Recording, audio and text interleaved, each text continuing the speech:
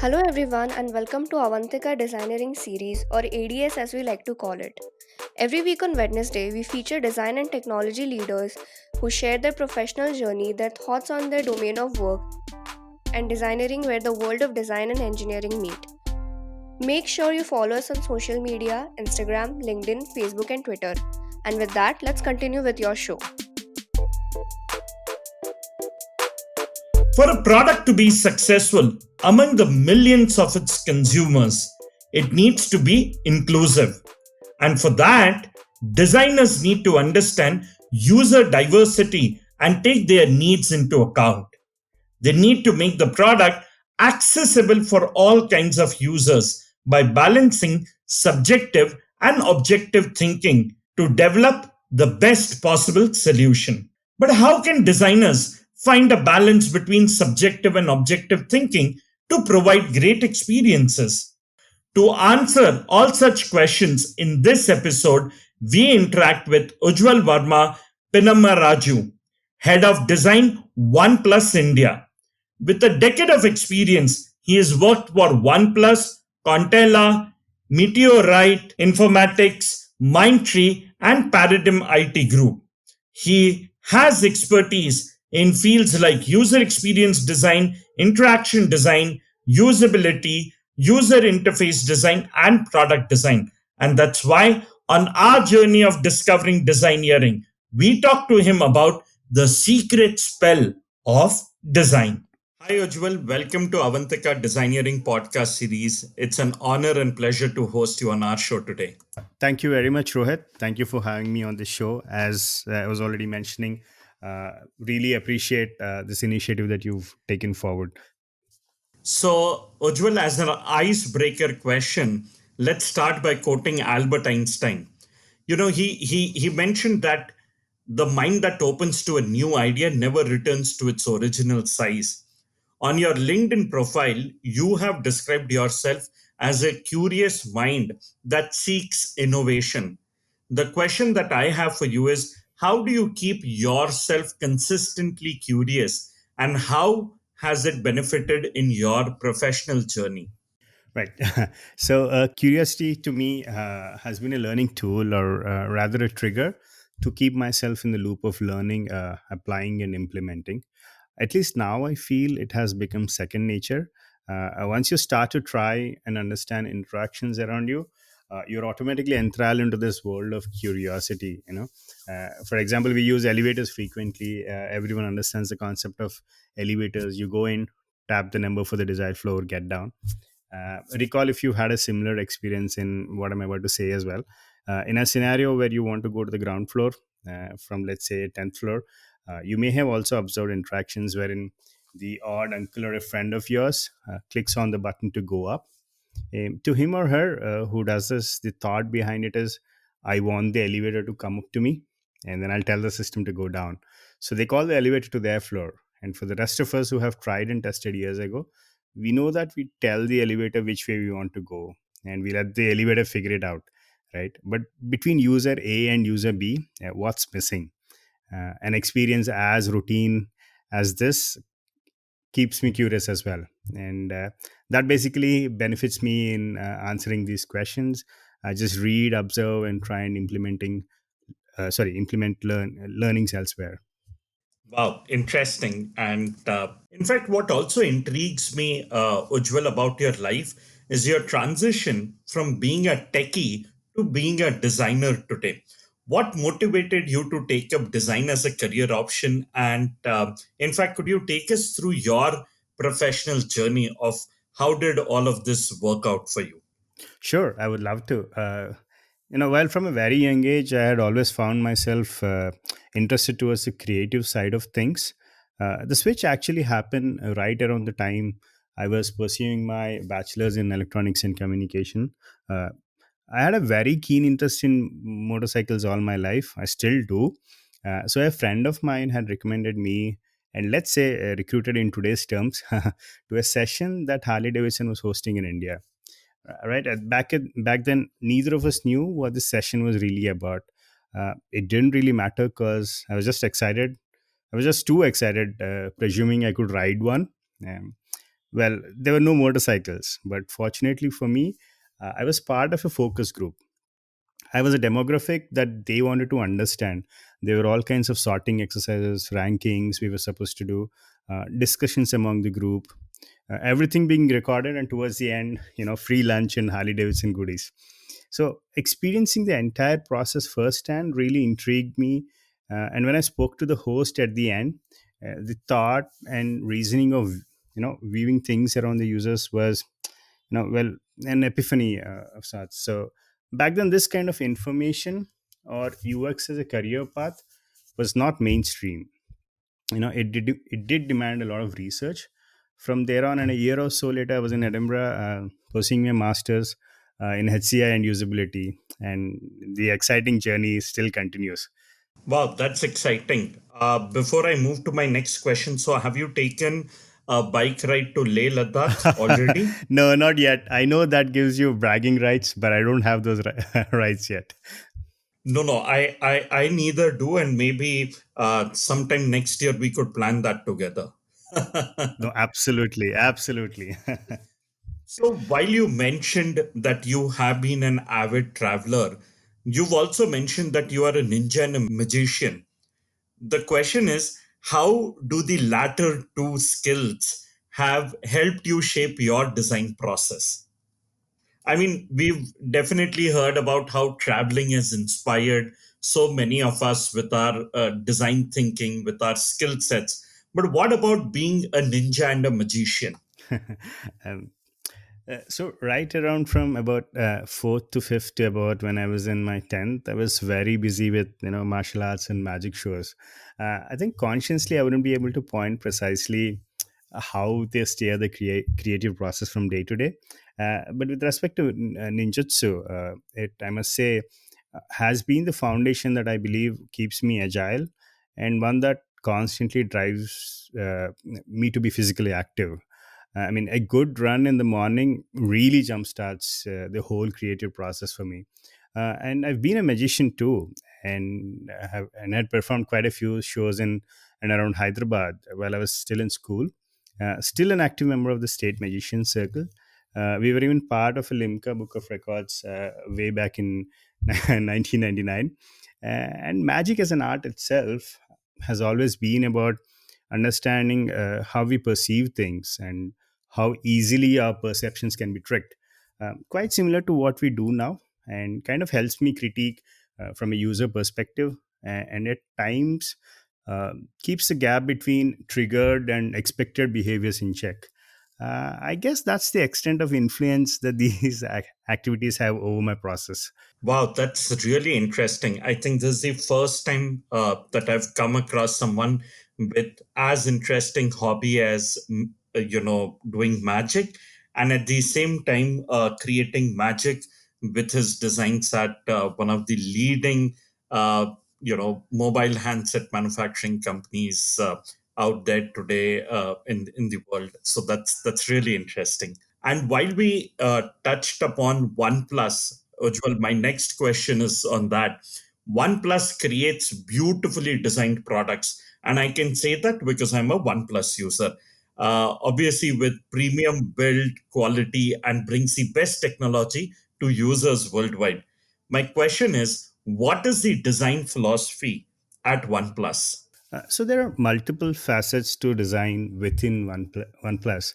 That when brought together, give you the kind of experience OnePlus products are known for.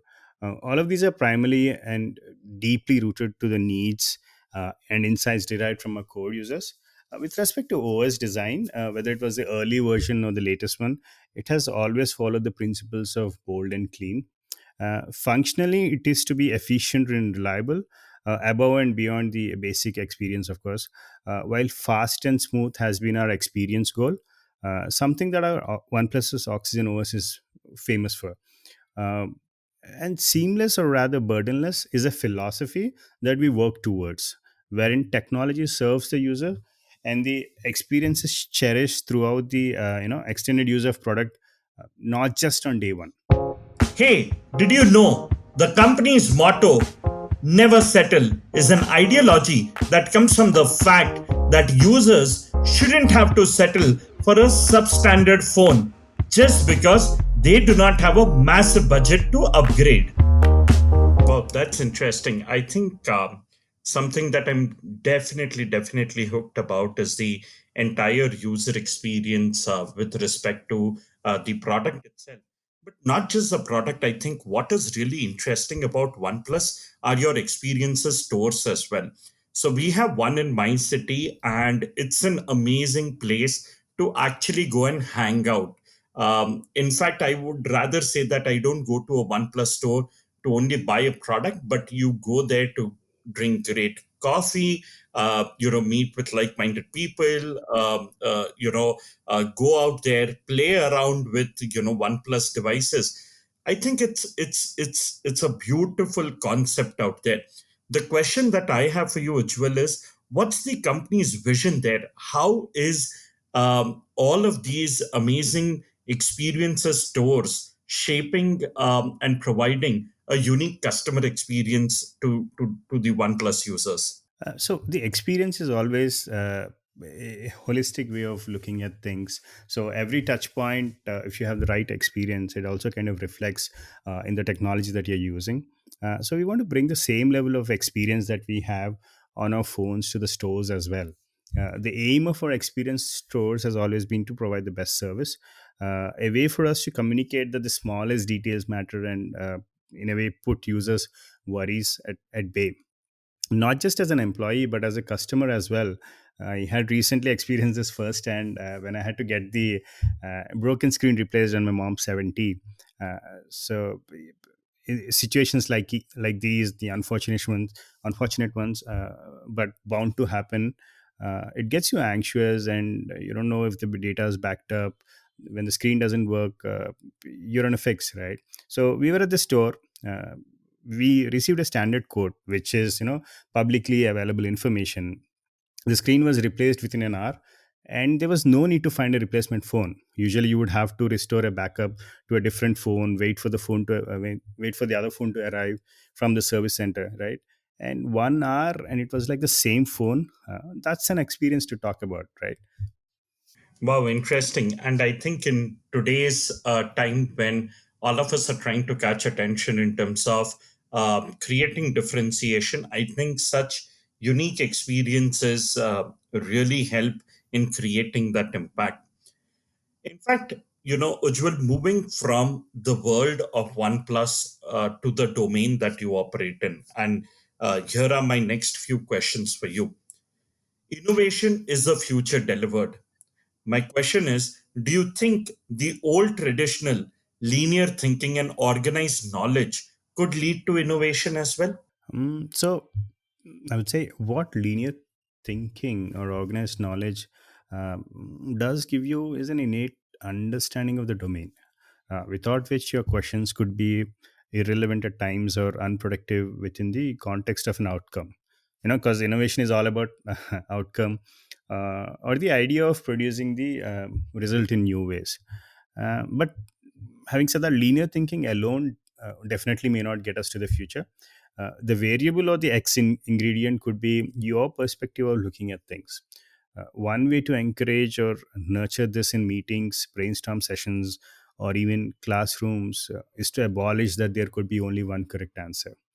Oftentimes you see that a lot of the participants are silent or reluctant to share their ideas because of this fear. And I believe this is an indirect effect caused due to the linear train of thoughts or knowledge acquisition methodology that we are so used to. Yeah. Interesting. And that's a very unique take on how do you think about building innovation. So, Joel, my next question is, what are some of the ways to build innovative products? From coming up with fresh ideas, getting buy-in, and plotting your path to success. Can you share and throw some light on how do you build innovative products? Yeah, sure. Right. I think this is a very extensive and broad topic, which I believe should have a podcast episode of its own. But I'll try and answer this in two parts. First one covering the ideas and buy-in. So first and foremost would be to have a deep and thorough understanding of the principles in the specific domain or field we're talking about. Secondly, to identify the right problem or idea, which I which I know is not a straightforward or much of an answer. Some clues that could help could be look at problems based on impact on your users or humanity in general, and practical solutions that can be executed. Collect insight from users for specifically for whom the innovation is meant to help, uh, and problems that you feel passionate about. These would cover most of the categories of ideas. But something that's crucial is to nurture a collaborative environment within interdisciplinary fields. I think this is the second part that I'm going to talk about. This could be weekly informal discussions with teams from different verticals. And selling your idea, be as non technical as you can when explaining your idea. If you're unable to, you should have already identified gaps uh, that need to be bridged right away. Now, let me put the 3 points that I mentioned into context.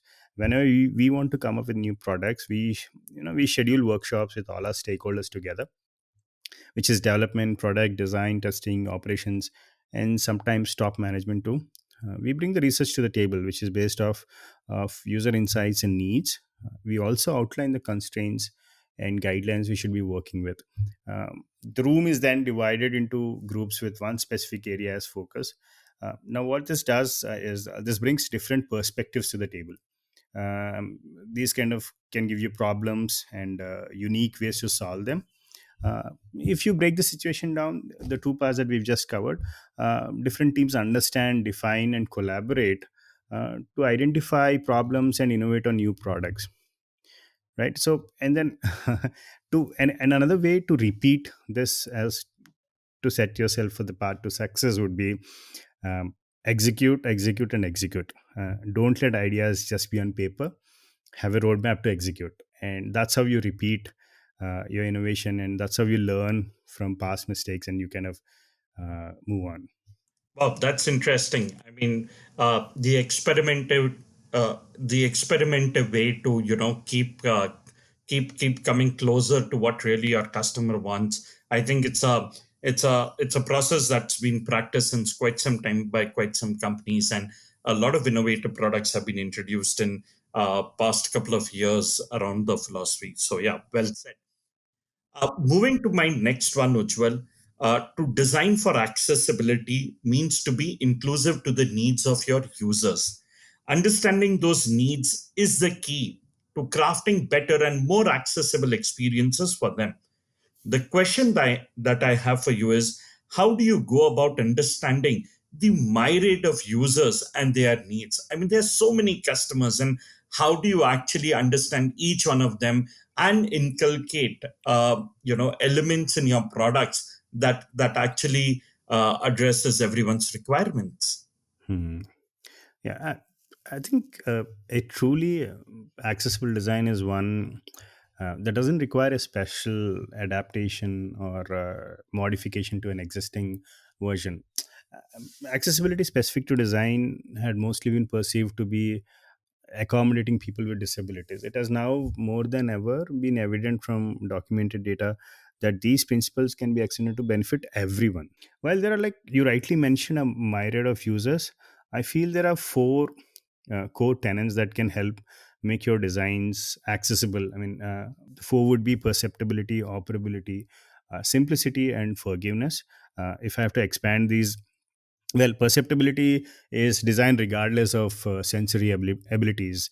If you have to name a real world example, when you are right about the edge of the flight of stairs or just about to cross the road, protruding patterns on the floor of pavements like circular dots uh, which protrude out, right? These communicate precisely to anyone with or without vision, right? Similarly, sensory feedback of your car seat as you recline or incline your seat. When electrically adjusting, one can push outwards or inwards, to understand the perceived effect. And when you talk about the second tenet, which is operability, this is just regardless of physical abilities.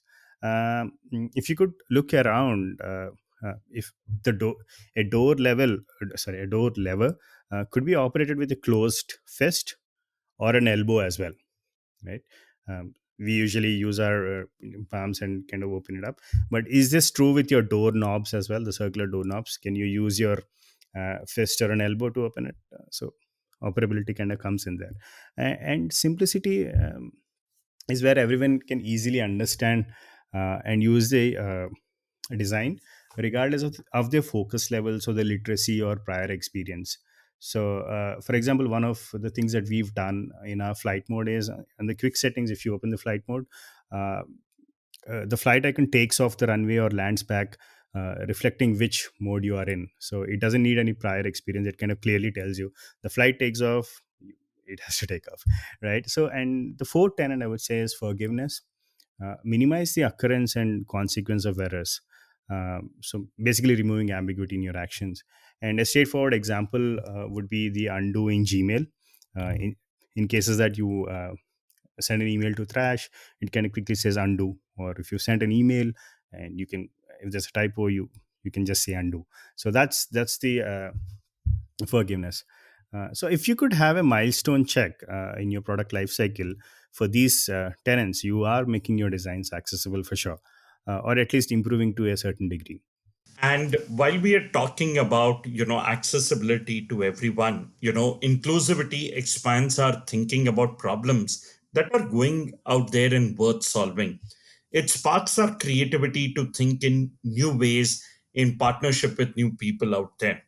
The question that I have for you, Ujjwal, is how can designers adopt an inclusive design mindset to approach fresh user experience challenges with a desire to learn and grow? So inclusivity also, so one of the outcomes of inclusivity is accessibility, like we already discussed. But one of the most important things a designer can do would be to set up a channel with their users. Oftentimes a persona is just not enough, because they're in one way or the other biased towards a result. uh, Basically, here at OnePlus, we are lucky to have a vast group of our users who are immensely supportive, and we make sure we involve them in every step of the way. From forums to open beta or closed beta, we constantly connect with them on various levels.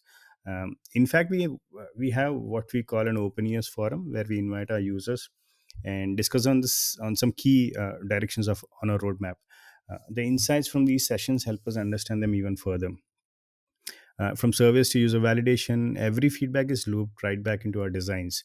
Because when we talk about inclusivity, it is not just it not just covers disabilities, but also diverse circumstances and digital exclusions, which basically we can only understand if we talk to users constantly. If we include those users within our design cycle.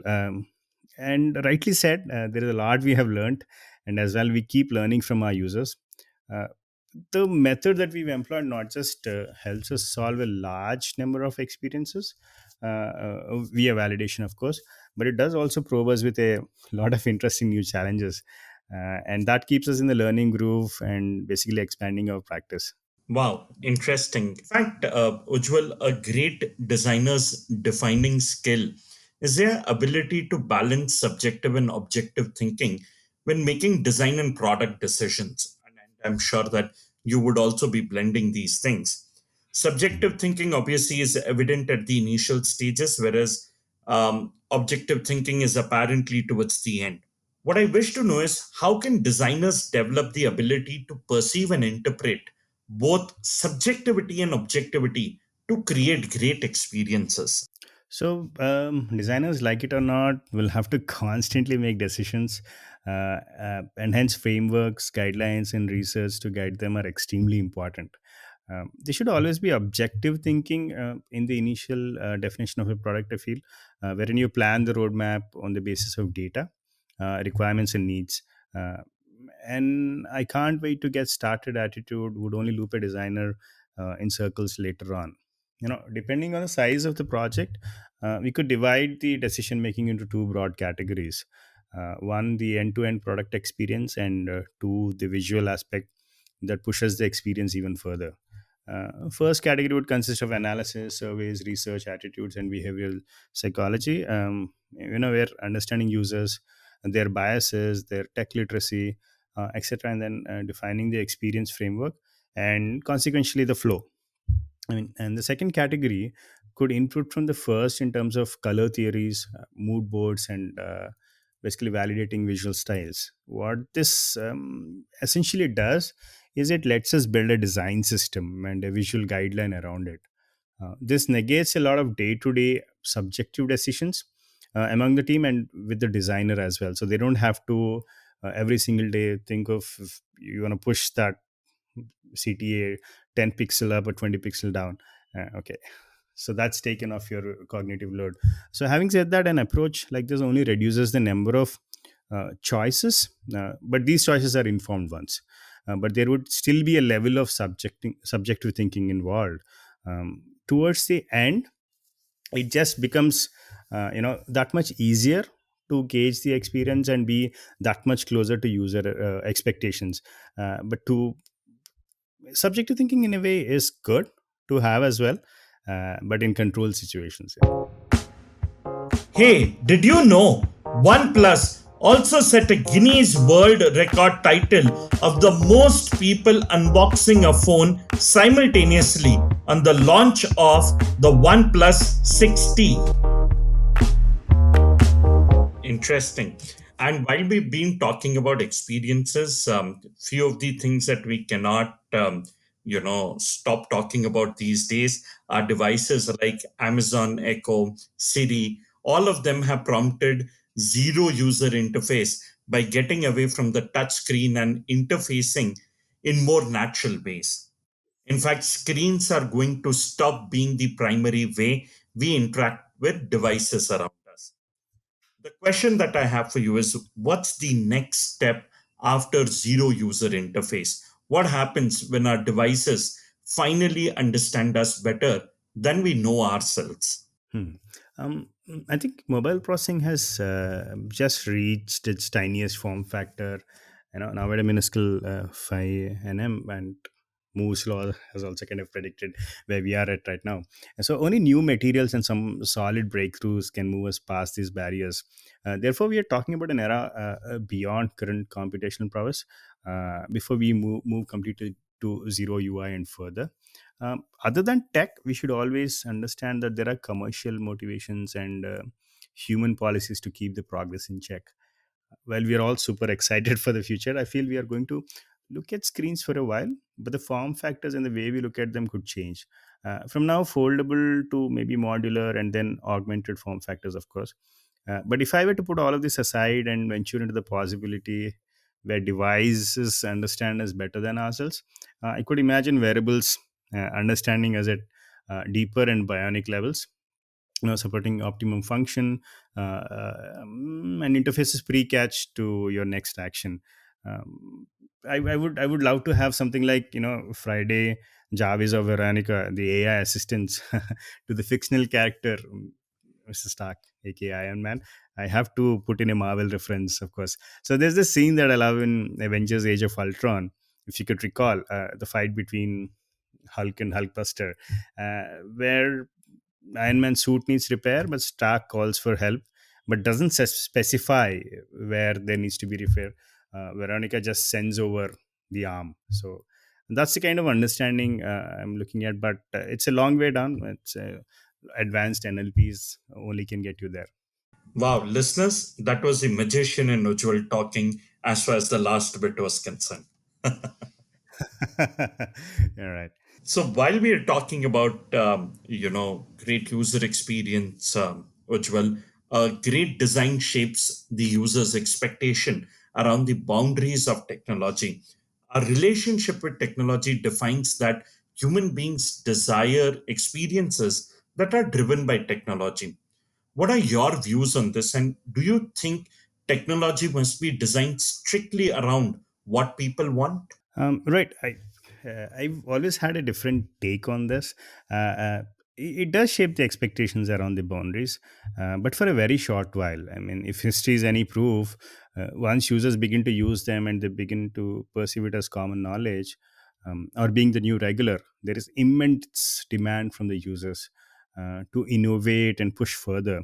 Often we've seen niches and gaps wherein tech firms couldn't focus on, but there was a need from users, and these products have grown to saturation. Think of the action camera market, from GoPros to Insta 360s to DJI drones, right?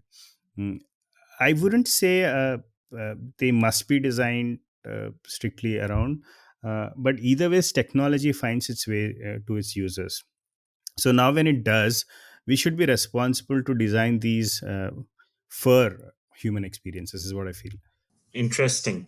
So, Jewel, while thinking of user experience, we often think of a simple, beautiful, and easy to use feature set of product that makes the user's life easier. But as a matter of fact, features are merely a small, fragile part of the product itself. Thinking in product means thinking in specific users' problems, in jobs to be done, in goals, and in revenues. The question that I have is, what are your views about this? Right, from an experience standpoint, I would definitely say it is not just fixed on to the product itself, or a simple set of features like you were mentioning. It it is an entire ecosystem of experience, where right from let's say when the user comes out, and we from an OS design perspective, let's say it's really well done. Now when we take the same example of our experience store as well, we kind of put the feature sets or the kind of products that we are working on also translated onto the physical world as well. So when you go to the experience stores as well, you will see that the kind of experience that we're giving there. So what does happen is, once the OS is good, once the service at the center is good, a word of mouth kind of prevails, and that kind of loops back to us. So this is, let's say, talking phone as a product. It does apply to the digital mediums as well. For example, I could take an example of Paytm uh, money recently, and then it has beautifully solved something like opening a demat account, where all you have to do is in 5 minutes, you update your PAN card, you update your Aadhaar card, and in 5 minutes you have a demat account. Now you can buy IPO, now you can invest in stocks, uh, and all of that, right? But now you look at it, right? It's a set of features, but in the background, what has worked is they've worked with so many. You know, they worked with SEBI, they worked with a lot of institutions in the background to make your experience better. So the entire thing around it kind of becomes that big holistic approach towards your experience, and that is the only thing that can differentiate regular products and the products out there, and the products that are benchmarks out there. So in terms of experience, this is what is needed. And while we have been talking about technology, while mobile technologies are recognized as flexible and powerful tools that can augment human cognition, but habitual involvement with these devices may have a negative and lasting impact on users' ability to think, remember, pay attention, and regulate emotion. What are the ways to induce positive emotion in our users as we design any user experience? I think true. We've seen a lot of companies already working really hard towards reducing this impact. If you're someone who's building new products, then you should focus on being, ethical, being keeping users first, and having an ads next approach. Focus on optimum usability. Like we talked about, audit for accessibility is core tenets, and I think right now emphasize heavily on privacy, which is very important, and then or support our users in their mental health as well. Uh, and if you're someone who are looking at improving on existing product, uh, and nurturing positive emotions, uh, engage your users through personalization, customization, right? And delight users with relatable and expressive illustrations, positive tone of reactions, animations and sounds.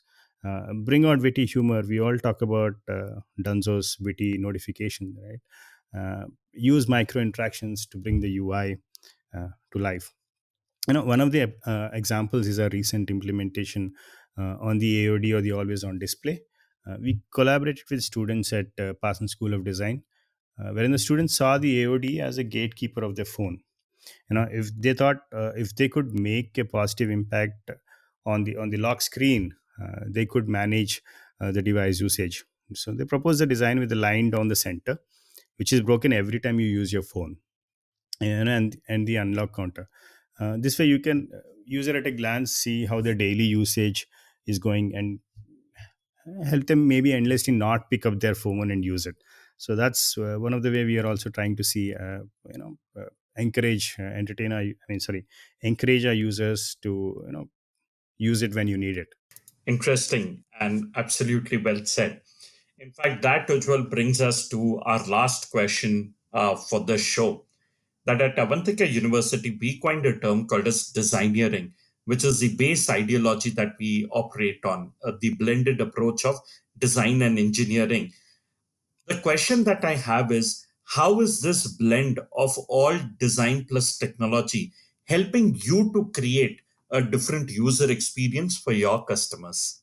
I think if you do continue to keep yourself up to date with technology, it does give you an edge in terms of the solutions you can come up with. And these would often be, practical and executable solutions, since you understand the tech constraints. I think in hindsight, this has been most evident to me in how easily I was able to navigate through enterprise projects in the past. At the same time, while these constraints keep you focused in what you're doing, you do have to practice getting out of the comfort zone. The extra effort in understanding principles, color theories, and psychology will take you a long way. Wow, that was an interesting, candid conversation with you, Ujjwal. Thank you so much for doing this with us. I'm sure that our listeners will have a lot of learning from this conversation. We're glad to host you on the show, and thank you so much for joining us. Thank you, Rohit. Thank you very much for this opportunity.